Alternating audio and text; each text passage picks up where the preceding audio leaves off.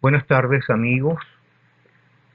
Comienzo agradeciendo a los organizadores del Congreso Internacional Venezuela, Tensiones, Conflicto y Paz por la invitación que me hacen a participar en él. Ha sido un honor para mí haber participado en la primera edición del Congreso el año pasado, como lo es participar en la presente.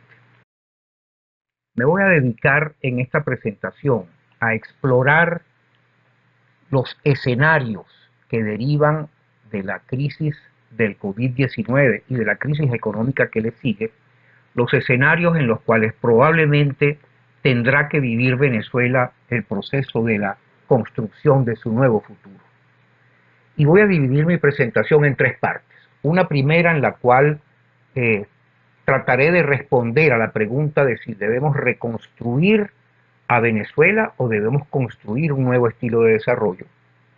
Me voy a centrar en el análisis de los escenarios y voy a concluir con una reflexión sobre cómo derrotar los peores riesgos que nos muestran esos escenarios.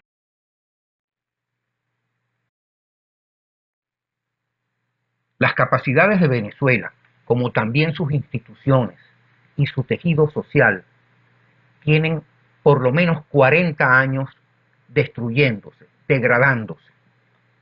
El proceso se comenzó a mostrar, ese proceso de degradación y de retroceso, comenzó a mostrarse a fines de los años 70. La explicación es que el estilo en el cual vivíamos, el estilo de desarrollo en el cual vivíamos, tenía internamente las causas de esa destrucción. Tanto las capacidades humanas y del aparato productivo como las instituciones y el tejido social siguieron esa misma trayectoria. Vamos a tratar de mostrar de una manera muy sintética con este gráfico cómo fue el proceso de auge y de deterioro posterior del estilo de desarrollo venezolano. Lo vamos a hacer apoyándonos en una representación del cociente que hay entre el Producto Interno Bruto per cápita de Venezuela, que la vamos a ver en una línea roja, y el Producto Interno Bruto per cápita de los países desarrollados en promedio, que lo vamos a ver con esa línea azul que se puede ver en la pantalla. Y esa línea azul es horizontal y está marcada en 100% porque precisamente se trata de expresar el Producto Interno Bruto per cápita de cualquier país o región que intentemos representar en este gráfico, expresarlo en términos del porcentaje de la misma variable, Producto Interno Bruto per cápita, de los países miembros de la OCDE. Podemos ver cómo América Latina y el Caribe, salvo Venezuela, se ha movido siempre entre el 30 y el 40%, en los momentos mejores un 50% del Producto Interno Bruto per cápita de los países desarrollados, y cómo Venezuela, que era uno de los países más pobres de América Latina hasta 1920 aproximadamente, que comienza a ser un exportador importante de petróleo, sobrepasa a América Latina, pero llega a sobrepasar en Producto Interno Bruto per cápita también al conjunto de los países desarrollados a partir de 1945 y hasta 1978. Pero la caída, que aquí se representa con las capacidades reflejadas en el cociente de esos Producto Interno Bruto per cápita, la caída comienza desde hace muchísimos años y ha llegado el nivel del cociente o de la fracción que representa el PIB per cápita de Venezuela en el Producto Interno Bruto per cápita de los países desarrollados, ha llegado a niveles que, como vamos a ver, nunca habían existido en la historia venezolana. Para 1998 ya llevábamos mucho tiempo retrocediendo, al punto que en 1998 habíamos caído en relación con los países desarrollados a los niveles que teníamos en 1920 antes de que Venezuela fuese un exportador importante de petróleo. Y para el 2019, si echamos una mirada atrás en la historia, no encontramos ningún momento en la historia venezolana en que la situación relativa de Venezuela frente a los países desarrollados haya sido igual o peor a la que teníamos el año pasado. En realidad, Venezuela no tiene que plantearse reconstruir aquello que ya traía por dentro las causas de su propia destrucción, porque pretender hacerlo sería sembrar nuevamente en el futuro de Venezuela la simiente del retroceso, la simiente de la destrucción que hemos vivido en capacidades, instituciones y tejido social. Necesitamos realmente construir un nuevo estilo de desarrollo que nunca hemos tenido.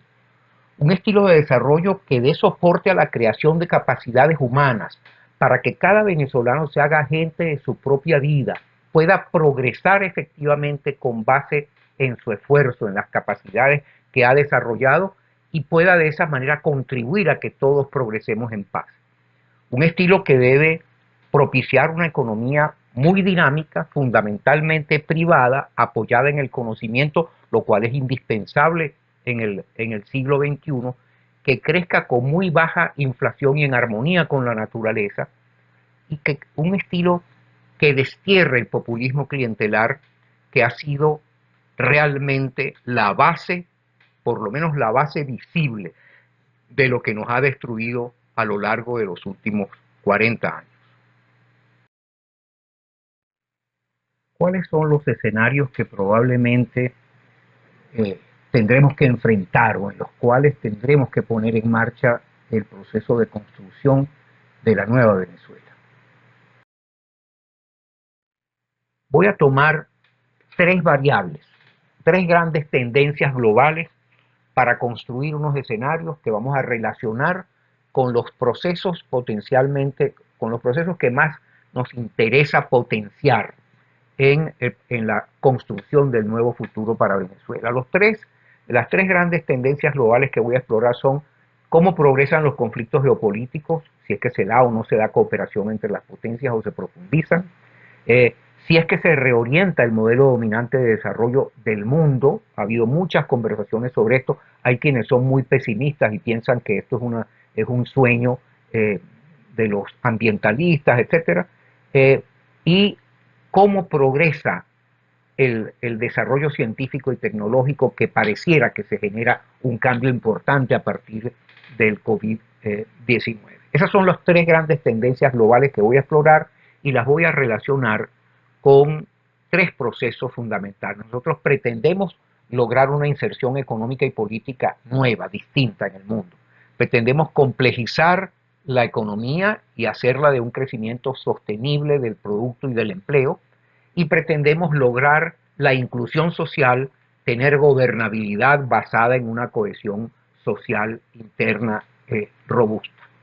Voy a estar haciendo una exploración entre los dos extremos, valiéndome de las influencias que cada uno de esas tendencias globales tiene sobre los procesos que nos interesa implementar, que están mostradas en las flechas esquemáticamente.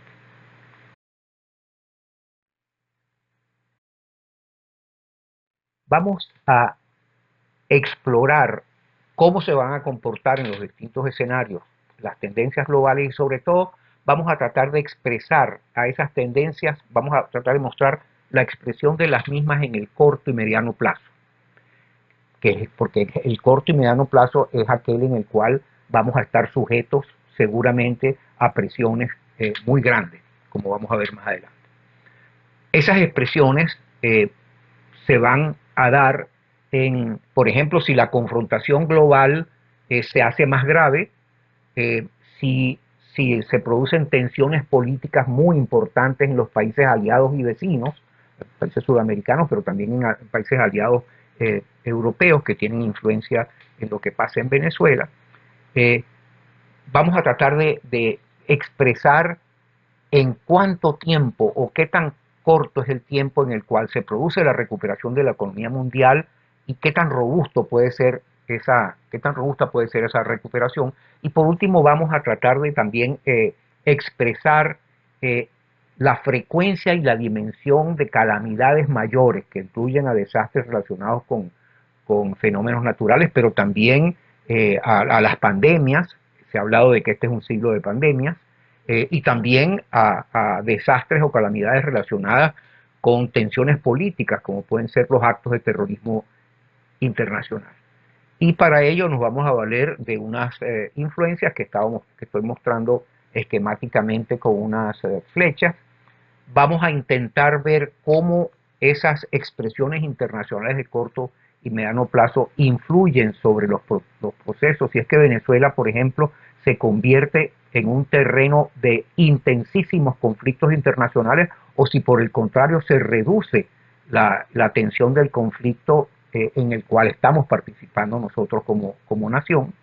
Eh, Vamos a ver cómo influyen esas expresiones internacionales de las tendencias globales, cómo influyen sobre la velocidad con la cual se recupera la economía venezolana, y cómo influyen en la intensidad de la tensión social que pueda darse en el corto o mediano plazo en Venezuela, teniendo en cuenta además que esos procesos internos se interrelacionan, se concatenan.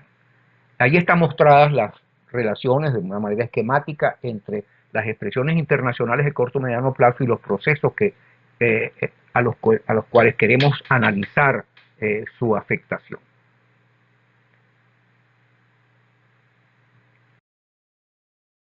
Comencemos con un escenario A. Vamos a analizar dos escenarios. El escenario A lo vamos a caracterizar como uno en el cual se impone parcialmente una cooperación entre potencias y se impone progresivamente un nuevo modelo de desarrollo. Eso que algunas personas, sobre todo en las redes sociales, dicen que es utópico y que es habladera de tonterías. Existen conversaciones entre los Estados Unidos y Rusia y entre los Estados Unidos y China, explorando las vías de cooperación que los pueden llevar a recortar el periodo de recuperación de la recesión económica que ya comenzó. Les interesa a los tres. Lo que puede ser difícil es que los tres se pongan de acuerdo, porque siempre una relación de dos, Estados Unidos y alguno de los otros polos, puede generar una reacción del tercero, pero no es un sueño. Y tampoco es un sueño una modificación del modelo general global de desarrollo, y estamos viendo cómo Europa, la Unión Europea, ya está promoviendo una recuperación verde, y además cómo ya creó o dispuso de fondos para el apoyo solidario, sobre todo para la construcción de nuevas capacidades en los sistemas de salud y en los sistemas de seguridad social de los países europeos, a base de la experiencia que se vivió con el COVID, o que se está viviendo todavía con el COVID-19. De manera que no se trata de un ejercicio de modelaje teórico romántico, para nada.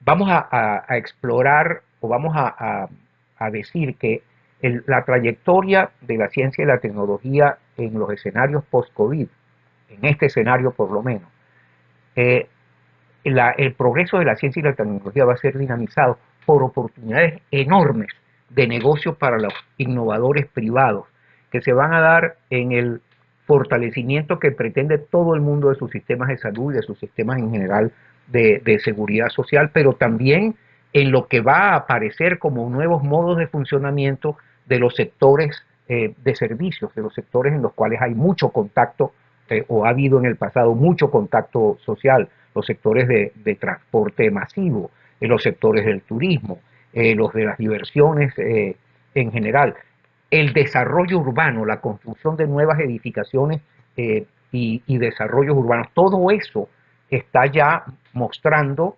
Les recomiendo la lectura de un artículo muy bueno del director de la revista International Innovation del MIT sobre por dónde pueden venir, y eso va a estar presente.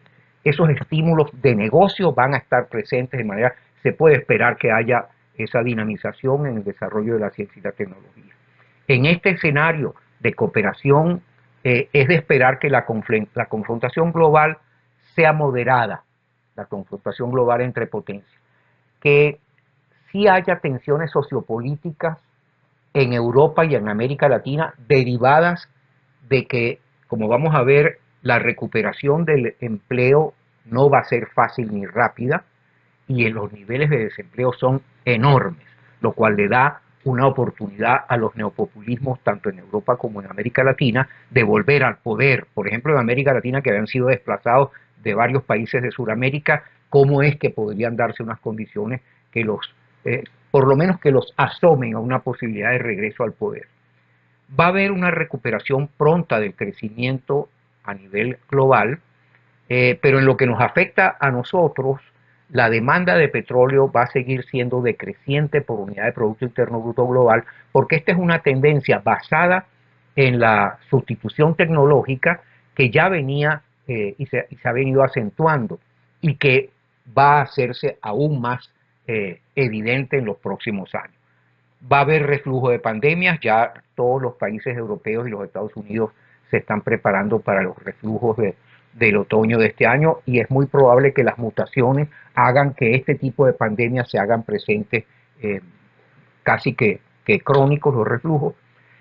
Va a haber, se esperaría que haya actos terroristas puntuales, no masivos, pero puntuales y tal vez frecuentes en Europa. En Venezuela, esto se expresaría, o la influencia de estas expresiones globales de corto o mediano plazo, las expresiones de ellas en Venezuela serían un conflicto geopolítico moderado. Venezuela sería un espacio para un conflicto moderado, tal vez más moderado que el que ha habido en los últimos años, y un bajo crecimiento de la influencia del terrorismo y la droga, basado en esa cooperación y en el conjunto de otras hipótesis. La recuperación del empleo y el salario será débil a corto plazo, tanto por el hecho de que las demandas de petróleo no van a ser, no se van a recuperar rápidamente, como también por el hecho de que la industria petrolera está destruida, la industria petrolera venezolana, y por el hecho de que los auxilios a Venezuela, que se estimaban hace tal vez un año en el orden de los 120.000 millones de dólares, ahora va a haber menores oportunidades de obtener esos auxilios porque habrá muchos países demandándolos. Por último, como efecto de esa recuperación débil, va a haber una alta tensión social inmediata y aunque hayamos salido del populismo, la hipótesis de poder comenzar con la construcción de un nuevo futuro pasa porque hayamos salido de la dictadura populista, el populismo basado en, en la situación de crítica del empleo y los salarios tenderá a recuperarse. El populismo siempre se apalanca en las frustraciones de la... El segundo escenario es un escenario que hemos caracterizado como de global business as usual, es decir, los conflictos geopolíticos se van a profundizar, no va a haber cooperación, y las alianzas regionales de algunas potencias con el crimen global se harán fuertes. Esas alianzas están presentes no solamente en Venezuela, están presentes en toda América Latina, en Centroamérica, en América del Sur y América del Centro, pero también están presentes en varios países del Medio Oriente. Amenazan a la seguridad europea desde precisamente el Medio Oriente. Entonces, lo primero sería, se profundizan los conflictos geopolíticos y las alianzas regionales con el crimen global. Las iniciativas de Green Recovery y de Giro Solidario se esperaría que fuesen aisladas y débiles, pero la ciencia y la tecnología seguiría estando dinamizada por la oportunidad de negocios que se presenta. Las expresiones de corto y mediano plazo serían una fuerte confrontación entre potencias, amplias tensiones políticas en Europa y triunfos neopopulistas tanto en Europa como en América Latina.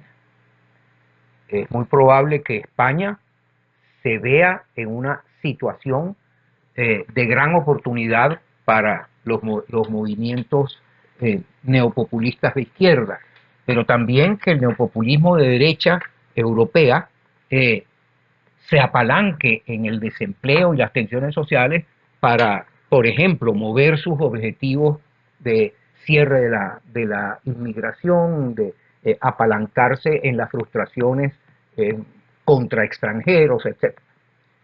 se produciría una recuperación tardía del crecimiento global, eso sería evidente por falta de la cooperación, y los mercados de energía derivarían aún más ampliamente hacia las fuentes sostenibles. En cuanto a pandemias, desastres, etcétera, se mantendrían los reflujos de las pandemias, habría hechos terroristas frecuentes en muchos países. En Venezuela, los efectos serían, el primero de todos seríamos el espacio de un intenso conflicto geopolítico y veríamos un avance del terrorismo y la droga. Las recuperaciones del empleo y el producto serían débiles y no serían extendidas a toda la economía, estarían concentradas en pocos sectores. Y como consecuencia de todo lo dicho, habría una gravísima tensión social y una amenaza seria de dictadura populista. Sería la gran contradicción haber salido de una dictadura populista y regresar a ella por el hecho de generarse las tensiones sociales tan graves y del apalancamiento que tendría el populismo, que no desaparecerá de Venezuela. En los dos escenarios que hemos visto, tenemos tres riesgos, en uno más fuertes que en el otro, pero tres riesgos importantes en ambos casos. El primero es el riesgo de que nos mantengamos como un terreno de conflicto global que se profundice, conflicto que además tenga expresiones, en un caso más fuertes que otras, de crecimiento de la influencia del terrorismo y el narcotráfico. El segundo riesgo es el riesgo de ser incapaces de atraer a la inversión privada nacional y extranjera para que dinamice la actividad productiva, que tienen que ver con el hecho de que seamos un sitio de conflicto y de que tengamos la tensión social que se esperaría que se produzca en los tres. Y por último, el riesgo de hundirnos en la violencia social por haber sido incapaces de asegurar el progreso de todos. ¿Cómo derrotar esos riesgos? La propuesta política, porque es fundamentalmente política, es que tan pronto iniciemos la transición hacia la democracia, promovamos un pacto para el progreso de todos y la superación de la pobreza. El pacto que proponemos consta de 5 grandes programas. El primero consiste en una reforma regulatoria que tiene que basarse en el consenso para asegurar el apoyo, al menos durante los primeros 5 años de la transición, una reforma regulatoria que permita lanzar la economía de mercado de crecimiento robusto. Una reforma del Estado para erradicar la manipulación clientelar, que tenga los alcances que antes describimos. La creación de un sistema de previsión social que no tenemos desde los años 80 con subsistemas universales de salud, pensiones y auxilio al desempleo. Una política para la recuperación de la calidad de la educación pública que tiene que contar con el apoyo en alianzas que se realicen con la educación privada y con iniciativas de la clase media, porque no hay capacidades en la educación pública venezolana para recuperar la calidad en el corto plazo. Tomará por lo menos una década reconstruir o construir un nuevo sistema de educación pública en manos del Estado. Y un programa que persiga mejorar el hábitat en el que vive la mayor parte de la población venezolana, apoyado en alianzas público-privadas. Programas como estos han sido hechos exitosamente en Colombia, en Medellín particularmente, pero también en Bogotá y en Lima.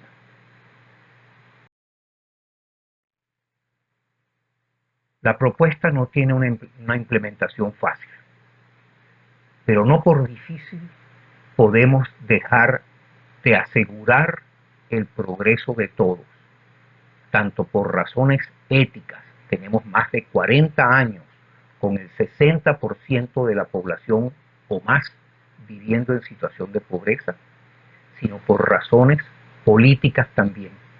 Será la última oportunidad que tengamos de salvar a Venezuela.